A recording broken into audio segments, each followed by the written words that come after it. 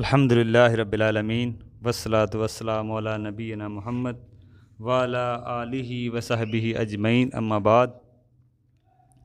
فتنوں کے دور میں ہماری ذمہ داری دیکھیں، جو لوگ صحت کے وقت اللہ کو یاد کرتے ہیں، اللہ تعالیٰ اس بندے کو مصیبت کے وقت ان کی مدد کرتا ہے۔ جو لوگ صحت کے وقت اللہ کو یاد رکھتے ہیں، پھر مصیبت میں بھی اللہ تعالیٰ ان کو یاد رکھتا ہے، مدد کرتا ہے۔ جیسے حضرت یونس علیہ السلام کا واقعہ کہ جنہوں نے مچھلی کے پیٹ میں اللہ کو یاد کیا، اللہ تعالیٰ نے دعا سن لی، کیونکہ حضرت یونس علیہ السلام اللہ کی صحت میں بھی بات کیا کرتے تھے، اور آزمائش کے وقت دعا کی تو اللہ نے سن لی۔ اسی طرح ہمیں اللہ کو، جب اللہ ہمیں نعمتیں دیتا ہے، صحت دیتا ہے، اللہ کو کثرت سے یاد کرنا چاہیے، نمازوں کی پابندی کرنی چاہیے، اچھے کام کرنے چاہیے، کتاب و سنت کے مطابق عمل کرنا چاہیے، تاکہ جب ہمیں کوئی وقت، برا وقت آئے، تو جب اس وقت ہم اللہ کو یاد رکھیں گے صحت کے وقت، تو پھر اللہ بھی ہمیں مصیبت کے وقت ہماری مدد کرے گا۔ اسی طرح فتنوں کے دور میں ہماری بات چل رہی ہے، فتنوں کے دور میں لوگوں میں اختلاف عام ہو جائے گا۔ بہن بھائیوں کا آپس میں، رشتہ داروں سے اختلاف، جو رشتے دیکھیں آج لوگ رشتے وہاں پہ نبھا رہے ہیں جہاں پہ مطلب ہوتا ہے، ٹھیک ہے نا۔ آج ہم اکثر رشتہ داروں کو پہچانتے ہی نہیں ہیں، ٹھیک ہے نا، ان کو پہچانتے ہی نہیں ہیں، کیونکہ ہم ان سے ملتے ہی نہیں ہیں، تو ان کو پہچاننا بڑا مشکل ہے۔ پوچھتے ہیں یہ کیا ہمارا اس سے تعلق ہے۔ بعض بچے ایسے ہوتے ہیں جو ہم نے کتنے سال ان کی عمر ہو جاتی ہے، ہمیں ان کا پتہ ہی نہیں ہوتا، رشتہ داروں سے ملتے نہیں۔ یہ بھی قیامت کی نشانی ہے کہ جہاں پہ ہمیں مطلب ہوگا وہاں پہ ہم جائیں گے۔ تو دیکھیں یہ صلح رحمی کی بھی بڑی اہمیت ہے۔ آج کچھ لوگ ہی ہوں گے جو اپنے رشتہ داروں سے اچھا ان کا ساتھ رویہ ہے، اکثر تو ناراض ہی رہتے ہیں۔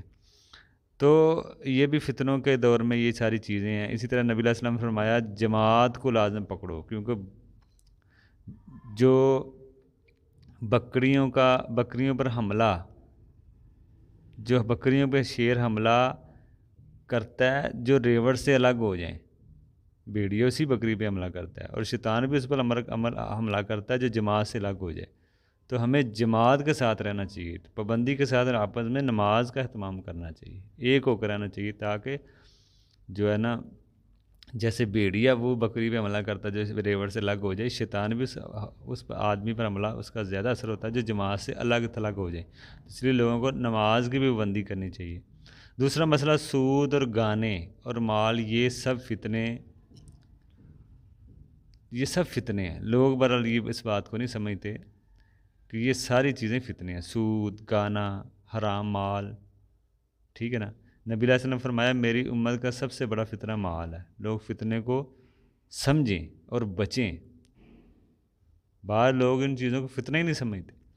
ہم کو فتنے کے بارے میں معلومات ہونی چاہیے، علم حاصل کرنا چاہیے۔ دیکھیں اگر ہمارے پاس علم ہوگا تو ہم پھر ہی فتنوں سے بچ سکیں گے نا، فتنوں کو سمجھیں گے، فتنہ کیا چیز ہے۔ اگر ہمارے پاس علم ہی نہیں ہے قرآن حدیث کا، تو ہم فتنوں کو کیا سمجھیں گے۔ فتنہ اپنا نقصان کر کے چلا جائے گا، ہمیں بعد میں علم ہوگی۔ لیکن جو علم والے لوگ ہوتے ہیں وہ پہلے ہی سمجھ جاتے ہیں فتنوں کو، یہ فتنے ہیں۔ جہل کو کیا پتہ، وہ تو اس کو پھر پتہ چلتا ہے جب فتنہ اپنا نقصان کر دیتا ہے، پھر اس کو پتہ چلتا ہے۔ لیکن علم والے وہ پہلے ہی سمجھ جاتے ہیں۔ حدیث نبی علیہ السلام فرمایا مسلم کی کہ میں تمہارے گھروں میں فتنے اس طرح دیکھ رہا ہوں جس طرح بارش کی بوندیں ہوتی ہیں، بارش کی طرح دیکھ رہا ہوں۔ تو دیکھیں علم ہی کی وجہ سے ہم فتنوں سے بچ سکتے ہیں۔ دوسرا مسلمان کو سب سے بڑی ترقی یہ کہ اپنے رب کو پہچانے، یہ سب سے بڑی ترقی ہے۔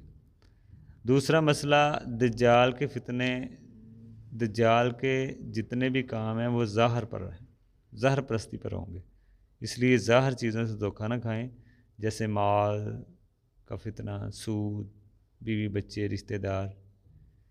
اب فتنوں سے کیسے بچا جائے؟